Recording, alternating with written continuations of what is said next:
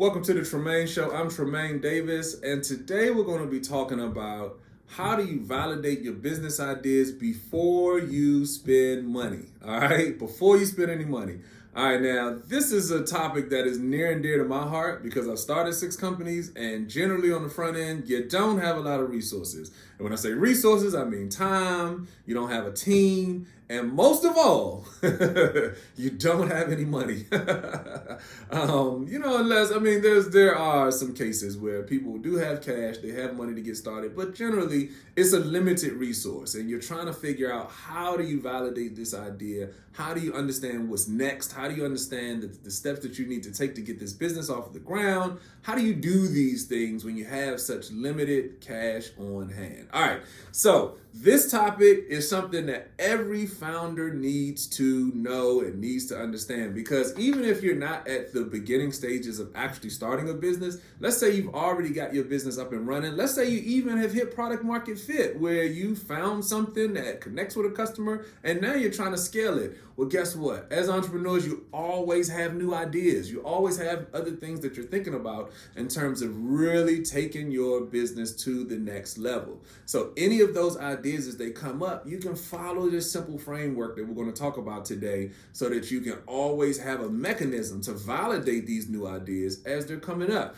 So as your business is growing, you're going to have to think about things differently. Maybe you want to add a new product or service. Maybe you want to think about opening that second location. Maybe you want to think about bringing in that new widget or that new, what am I trying to say? The new thing, the new service on your app, the new thing on your app that you may want to release. The 2.0 version, the 3.0 version of it.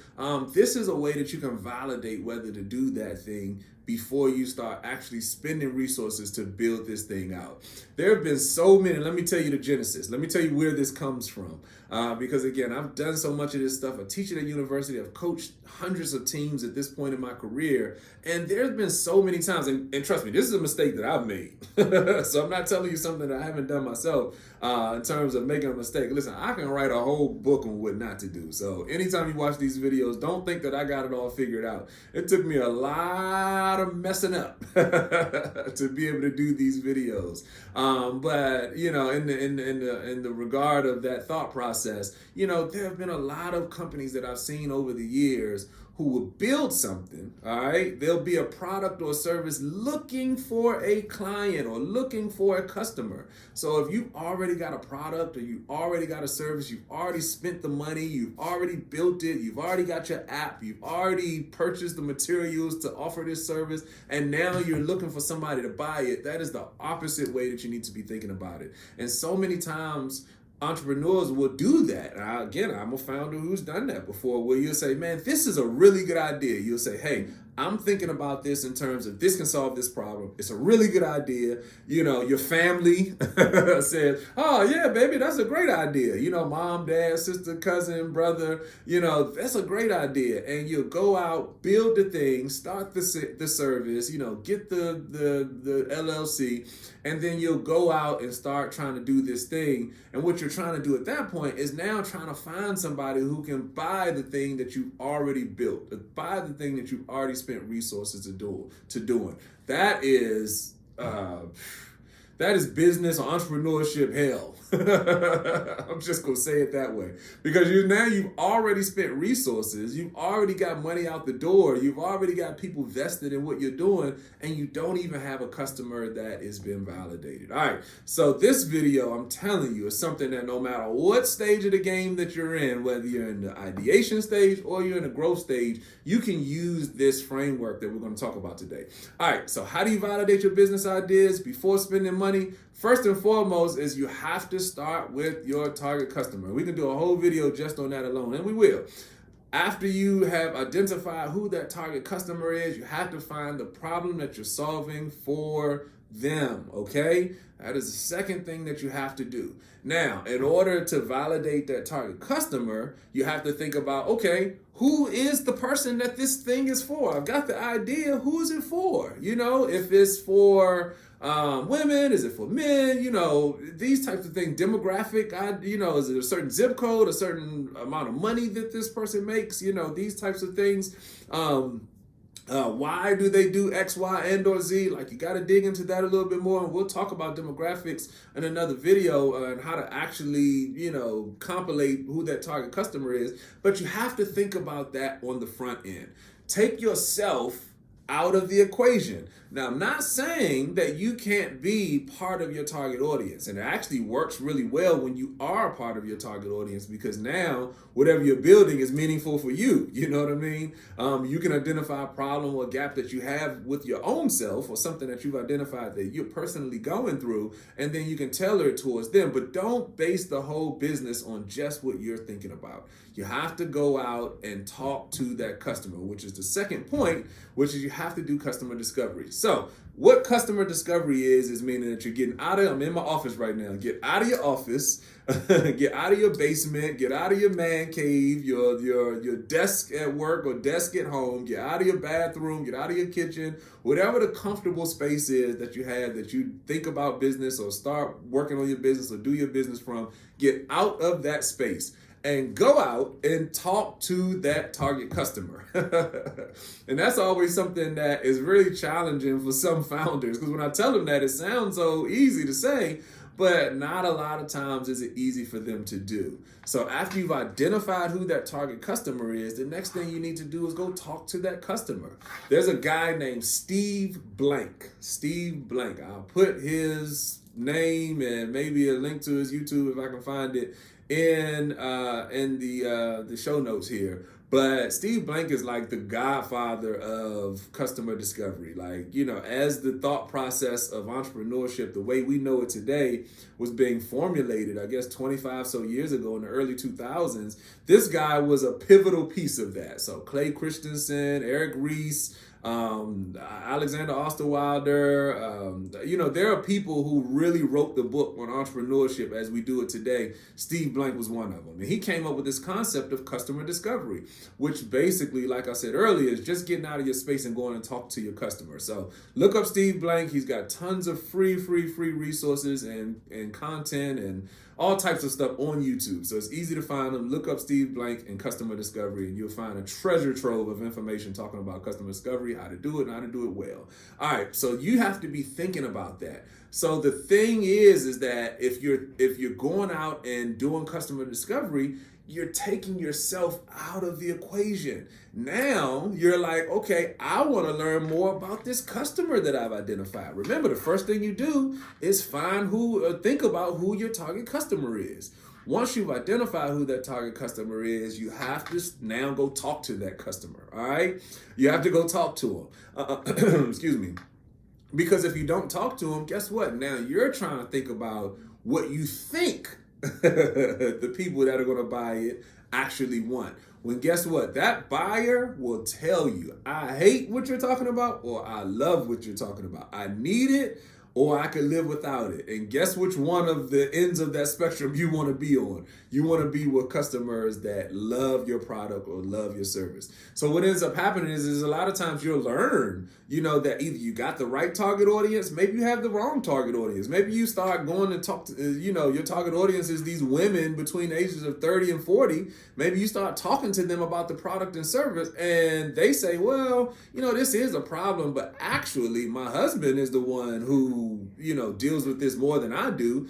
And all of a sudden, just by talking to your perceived target audience, you realize that your real target audience is their spouses or partners. Like that could be something that you learn in the process. Again, customer discovery, you just have to be open. You have to be available and willing to talk to that actual customer. All right, so what does that mean? For the introvert, it might be a little bit more difficult, because if you're a founder and you're not used to talking to people, you're a little shy, you don't want to get out and engage with people out in the real world, it's always going to be difficult. I tell CEOs and I tell founders all the time, you got to be the first salesman for your product. You can't think that that you're going to outsource that. You can't think that you're going to hire a salesperson, a VP of sales to go sell your product. Like, you probably have to onboard the first handful of batch of clients on your own. I run an ed tech company. I talk about this all the time. And like, our first customers for the first, 3 years were all customers that I brought into the business, like, personally. Like, I went, flew to New York, flew to Dallas, flew to Jacksonville, Florida, flew to New Mexico, all these different places around the country, and actually onboarded that client myself. Like, you can't be leadership. I'm the chief strategy officer. My partner is the CEO of the company. Like, we were all over the country, driving all over, everywhere, all up and down I-95, actually meeting with these customers ourselves to get them in the door. Can't think that that's something you're going to outsource. So as a founder of a company, you have to know that this falls solely on your shoulders. So if you are an introvert and you're not much of a person who likes to get out and talk, you either got to do two things. You got to get over it and go do it anyway, or it might be a good idea to maybe get a co-founder in, who is good at talking to people, engaging with people, that piece of it, because it is not something that you can skip. It's not something that you can build a business without having that capability inside of your company. Is it something that you can learn? Totally. If you're an introvert, not really much of a person that likes to talk, that is a skill set that you can definitely learn. So don't think that just because you feel a little shy and a little self-conscious today, that it's not something that you can learn to do as a founder tomorrow. All right. The best thing I would say to do is just get out there and do it. Of course, you can take classes, you can read books. What's a good book I can recommend? Crucial Conversations. It's a great book. Please read Crucial Conversations. This is whether you're introvert, extrovert, whatever. If you're a founder, you need to read Crucial Conversations. And it talks about how to have, conversations with people that may be a little bit more difficult, but especially for the person that's not really out there in terms of, being a real connector and all of these different things. It's all good. Don't even worry about it. It's a skill set that you can learn. But again, if it's not something that you just want to do or you don't want to learn, it's just not you, something that you maybe think about bringing in a partner or co-founder who does have that skill set. But again, it has to be in the company. If you do have that skill set, don't be lazy because that's the other end of it. There are people who can go out and make these connections and sell and talk to customers and do customer discovery, but they're just, they just don't have the moxie, don't have the just get up and go to get out and do it, and so they would prefer, because it's easier, to just DM people, oh, what did you think about this? Or send out a survey, or, use Facebook or Instagram or Snap or TikTok or any of the other social media platforms to connect with people. That's good and that's fine. I'm not saying don't use those outlets, but the best customer discovery is done face to face. I think we've learned that there are effective ways to do these things virtually after COVID. I mean, Zoom and all of the different other platforms, there are ways to effectively connect with people virtually. But the best way to do customer discovery is to do it in person. Invite somebody out for a coffee. I mean, why not? A lunch, or, can I get 5 minutes of your time for a phone call? I just want to ask you a few questions about this thing I'm thinking about. You're part of my target audience group of people that I think has this problem. Do you really have this problem? Is this something that you would really be interested in? All right, so number one, identify your target customer. Number two, go talk to that target customer. Number three, find out the problem that you're solving for them, okay? And the reason I say that you have to find out the problem that you're solving for them, I put that sort of in parentheses, if you will, is because sometimes businesses solve problems, they're just solving problems. It's not connected to a target audience group. We've got, a great product, a great service that does solve a problem, but it's not connected. There's no line of sight between who the target audience is and the problem that you're solving. So if somebody ever says that, and you hear this on YouTube, you hear it at business schools, you hear it all different kind of places, that you have to know the problem that you're solving. That is an incomplete way of thinking about it. You have to know the problem that you're solving for them, for the target audience, for the step number one in this framework that we're talking about. So step one is the who. When you talk about the target audience, it has to be connected to a who. And so that's how your customer discovery becomes really, really, really good, because as you're talking to these folks, guess what? Now you can say, hey, here's a problem that I identified. Do you have this problem? You're the person that identified, the problem that I identified. Do those two things connect? And that's the bridge that customer discovery begins to mend for you, begins to bring together. Because now you as a founder, you can validate that the thing that you're thinking about is something that is actually needed in the marketplace. And guess who's validated from you? Actual people who will buy it from you. So the thing that makes it important is that now these are all potential buyers as well. So as you're doing your customer discovery, you can also do things like, hey, would you mind giving me your email address? We'll let you know when our product or our service goes into a beta, when we're ready to test it. Maybe you can be one of our first users. We would love to get your feedback. Maybe we'll give you one for free. Whatever it is for doing this survey, we'll let you know. So this is also a way to build up your email list, build up your potential client list as you're doing your customer discovery process. All right. Guess how much money this video, I guess, is 8 or 9 minutes long. We've been talking about everything that you need to do to validate your ideas. Now, if you go through this process that we've been talking about, guess how much money you've spent so far? 0, which is the whole reason of the video. How do you validate your business ideas before you spend any money? So before you get any social media ads, Instagram ads, before you buy your LLC, which costs a couple $100, before you think about marketing and branding. And man, if you go on to Google or YouTube or any of the social media platforms and put in how do you start a business, it is going to go off onto all of the stuff you need to do about, should you be an LLC versus a sole proprietor, a C Corp, S Corp? You need to have the right branding. You need to have the right colors. You need to, get your social media handle to match up with your website. All of these different things.